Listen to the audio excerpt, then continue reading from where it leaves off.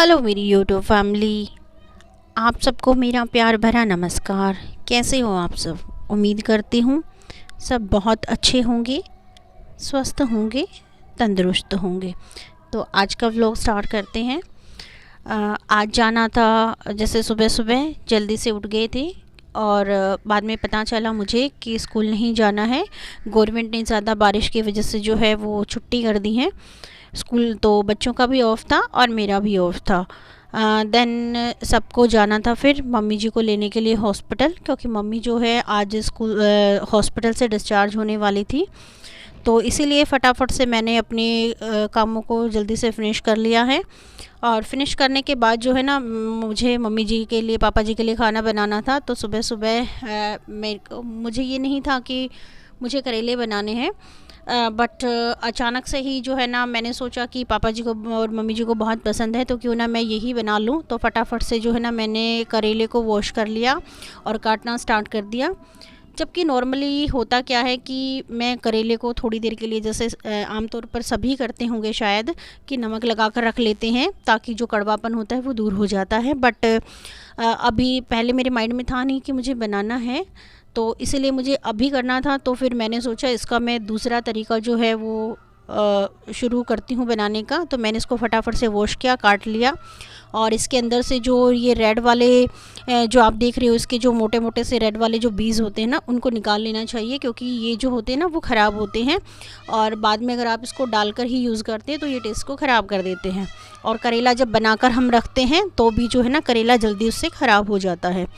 तो मैंने क्या किया कि फटाफट से जो है ना, इसको मैंने निकाल दिया और सभी जो करेले हैं उसको बहुत अच्छे से वॉश करके मैंने काट दिया। और अब मुझे अपना तरीका अपनाना था बॉइलिंग का, क्योंकि जो है अब मेरे पास इतना टाइम नहीं था कि मैं उनको लगा के रख दूं। और फिर ये था कि भाई जब अगर मम्मी जी को पसंद ही है ये खाना तो मैं यही बनाकर चलती हूँ। जबकि बच्चों ने बोला कि उनको मतलब करेला नहीं खाना है, तो उनके लिए मैंने सेकेंड ऑप्शन, उन्होंने बोला कि आज छुट्टी हो गई है तो हमें जो है ना वो रायता खाना है। तो उनके लिए मैंने बाद में जो है ना वो घिया वगैरह बॉईल कर दिया था साइड में दूसरी तरफ, और उसका मैंने रायता बनाया था। तो ये था कि हाँ, फटाफट से काम करना है। और एक खुशी भी अलग ही थी कि बहुत दिनों बाद, करीबन 10 to 12 डेज़ के बाद जो है ना मम्मी जी घर आ रही थी। तो ये था कि जल्दी जल्दी हम वहाँ पर जाएंगे और उनको लेकर आएंगे। तो जो है अभी मेरे ये हो गए हैं बिल्कुल साफ़। मैंने दूसरी तरफ जो है इंडक्शन ऑन कर लिया है और उस पर चढ़ा लिया था ऑयल। और जो है मैंने क्या किया, इनको हल्का सा जो है ना वो बॉईल कर लिया था। बिल्कुल 2 से 3 मिनट के लिए नमक, पानी के अंदर नमक डाला और जो है ना काट के उसके अंदर उसको डाल दिया। और जब वो बॉयल हो गए 2 से 3 मिनट के लिए, तो उनको पानी से निकाल के और ऑयल गर्म करके मैंने उसमें डाल दिया, इसको हल्का सा फ्राई करने के लिए। और याद रहे हल्का सा ही फ्राई करना है आपको। 2 से 3 मिनट जैसे बॉईल किया था वैसे ही आपको जो है ना इसको फ्राई भी करना है। ज़्यादा लंबे टाइम तक के लिए इसको नहीं रखना है, क्योंकि अगर ज़्यादा लंबे टाइम के लिए क्या होता है कि अगर आप इसको फ्राई करते हैं तो ये बहुत ही टाइट हो जाते हैं और खाने में बिल्कुल अच्छे नहीं लगते।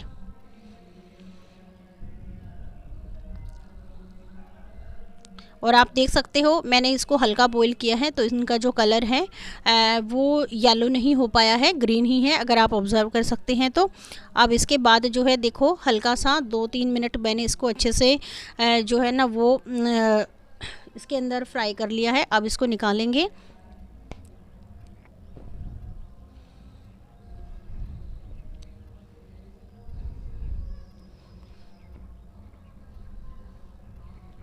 वैसे तो नॉर्मली जो है मैं फिल करके भी करेलों को जैसे उसके अंदर फिल करके भी बनाती हूँ, बट मम्मी को वो कम पसंद आते हैं।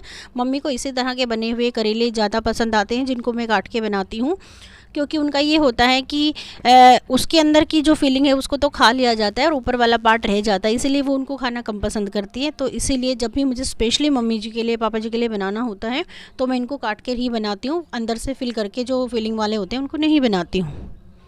अब जो हमारा ऑयल बच गया है इसी को हम एज़ यूजुअल यूज़ करेंगे।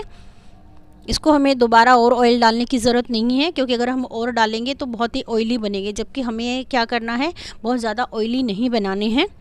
तो जो बचा हुआ ऑयल है उसी को हम यूज़ करेंगे। इसके अंदर जो है ना हम बाकी बची हुई, जैसे आधा चम्मच ज़ीरा,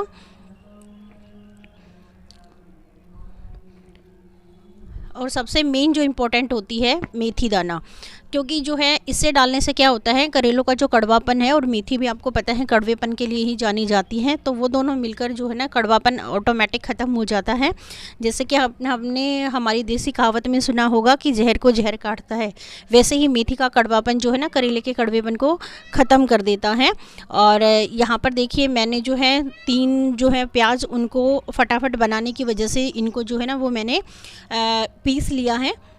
थोड़ा सा दरदरा पीसा है, बिल्कुल जो है ना बहुत फाइन पेस्ट नहीं बनाया है। और इसको अच्छे से हम भून लेंगे, हल्का जो है ना वो गोल्डन कलर होने तक हम इसको भूनेंगे।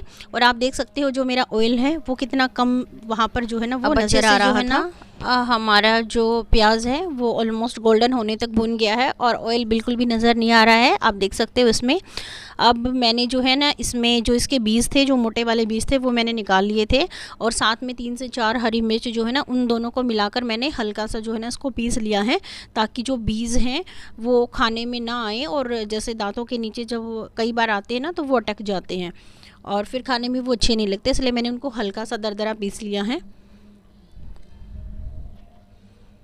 और इसके बाद जो है मैंने यहाँ पर जो है वो कुछ जो कच्ची कैरी होती हैं उनको मैंने एक को अच्छे से जो है ना वो काट कर पीस लिया है, ताकि हल्का सा खट्टापन रहे करेलों में। और इसको भी हम अच्छे से मिलाकर और हल्का सा 2 से 3 मिनट के लिए भून लेंगे।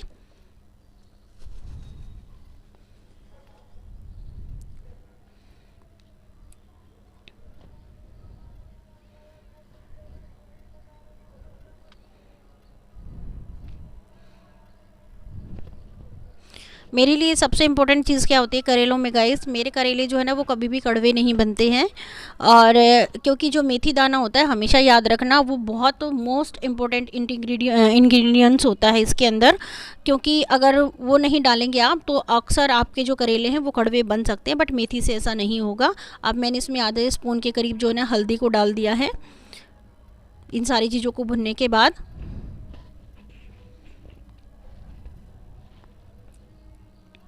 जब तक हमारी हल्दी जो है ना अच्छे से कलर देगी,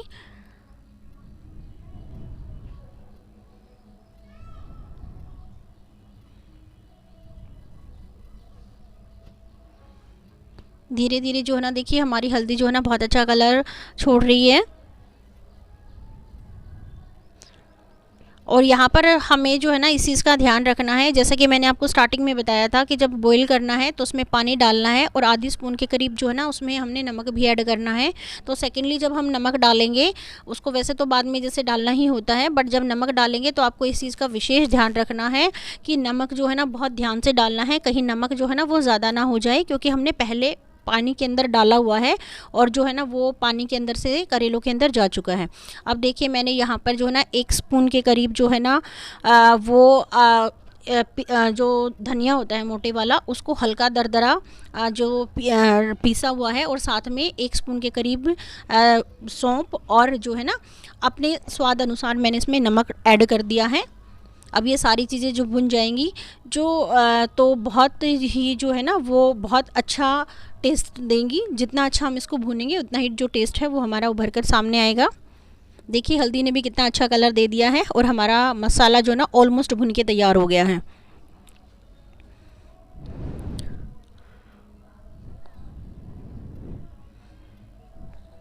अब देखिए जो हमने करेले निकाले थे वो हम इसके अंदर डाल देंगे। अब इन सबको अच्छे से मिलाकर हम इसको ढककर 2 से 3 मिनट के लिए ही बस हमें पकाना है। और हमारे जो करेले हैं उसने मुश्किल से 10 मिनट भी नहीं लगी हैं और एज़ यूजुअल पहले बिना किसी तैयारी के ही हमने जो करेले हैं उनको बहुत जल्दी से जो है ना इसको मैं रेडी कर दिया है।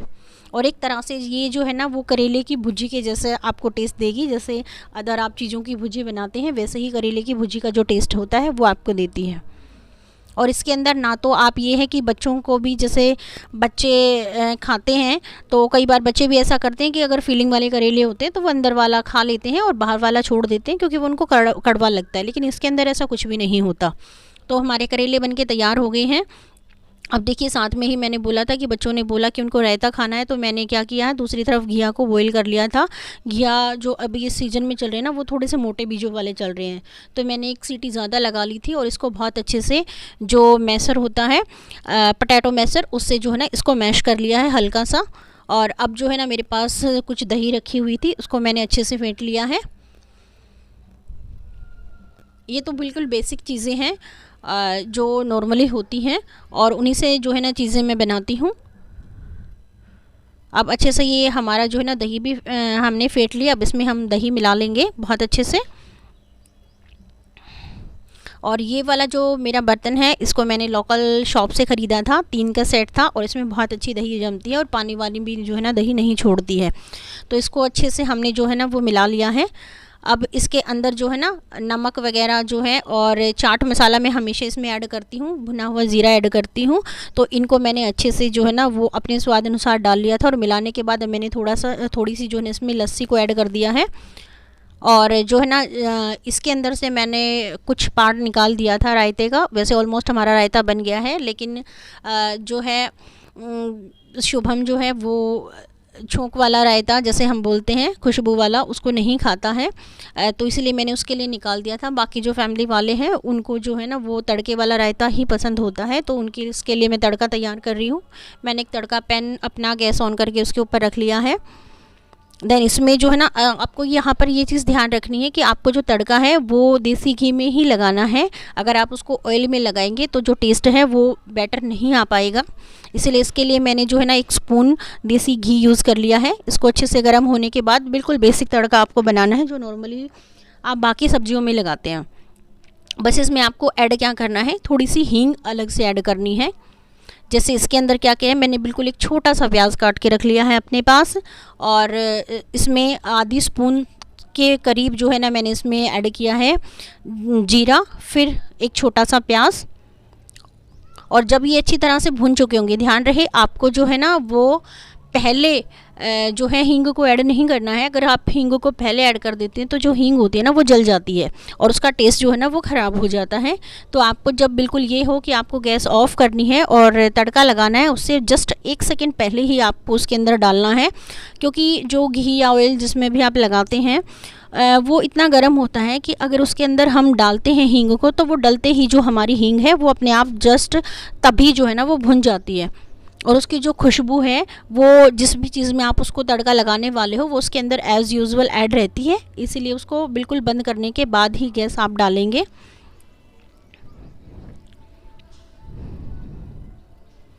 ये देखिए हमारा जो प्याज है वो बहुत जल्दी भुनने वाले हैं। और इसको डालने से क्या होता है कि जो हमारा रायता है उसकी खुशबू बहुत ही अच्छी आती है, और जो टेस्ट है वो भी लाजवाब हो जाता है और खाने में बहुत टेस्टी लगता है। इसको नॉर्मली इस रायतों को बनाकर आप जो है ना वो पराठे के साथ या फिर जो है ना चपाती के साथ जैसे चाहें आप इसको यूज़ कर सकते हैं, और घर में सबको बहुत पसंद आता है। अगर आप जो है तड़के वाला रायता अगर आपने आज तक नहीं बनाया है तो कभी ट्राई करके देखिए, बहुत ही टेस्टी लगता है गाइज़।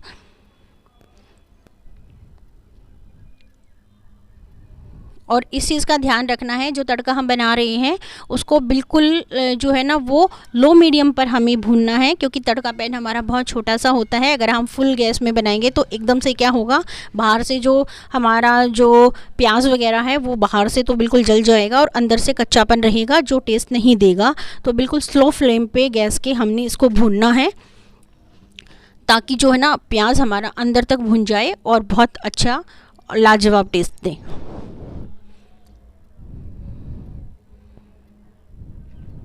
अब देखो काफ़ी हद तक जो है 90% करीबन हमारा जो प्याज है वो भुन चुका है।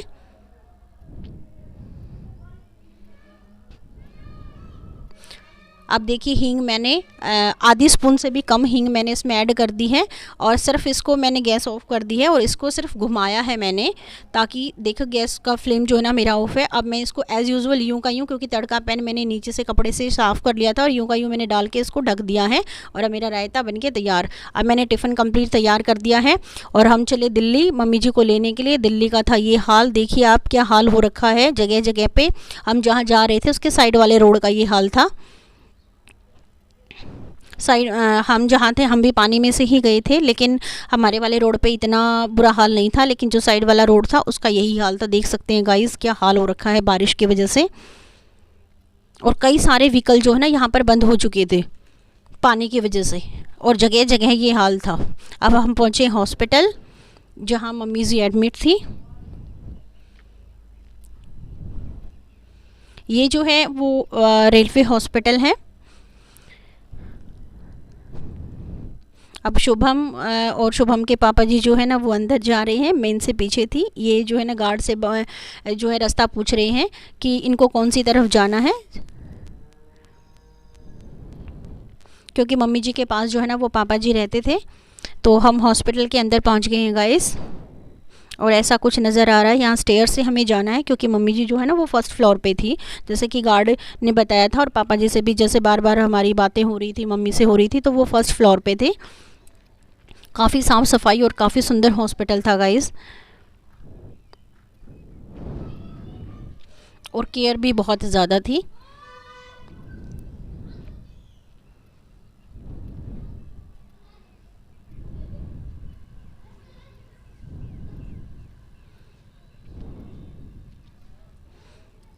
अब मम्मी जी का रूम आ गया है। मम्मी जो है ना यहाँ आईसीयू वाले रूम में जो है ना थी।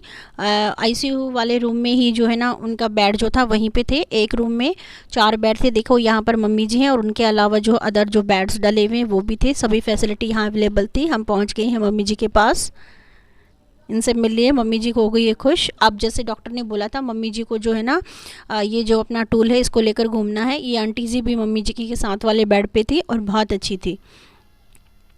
अब मम्मी जी को जो है ना इस तरह से जो है ना इसको टूल को लेकर घूमना था, और ये बहुत कंपलसरी होता है।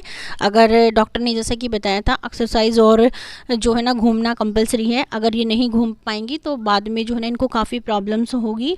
तो दिन में जो है ना इनको काफ़ी बार जो है ना घूमना है, करीबन जो है 3 से 4 बार तो दिन में इनको 10-10 मिनट्स के लिए घूमना ही है।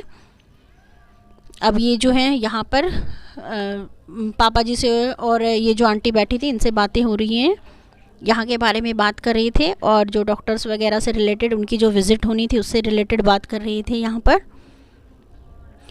तो थैंक्स फॉर वॉचिंग। मिलते हैं नेक्स्ट व्लॉग में। मम्मी जी को हम घर लेकर आ गए थे, अगले में बताते हैं क्या रहा। Thank you for watching, bye bye.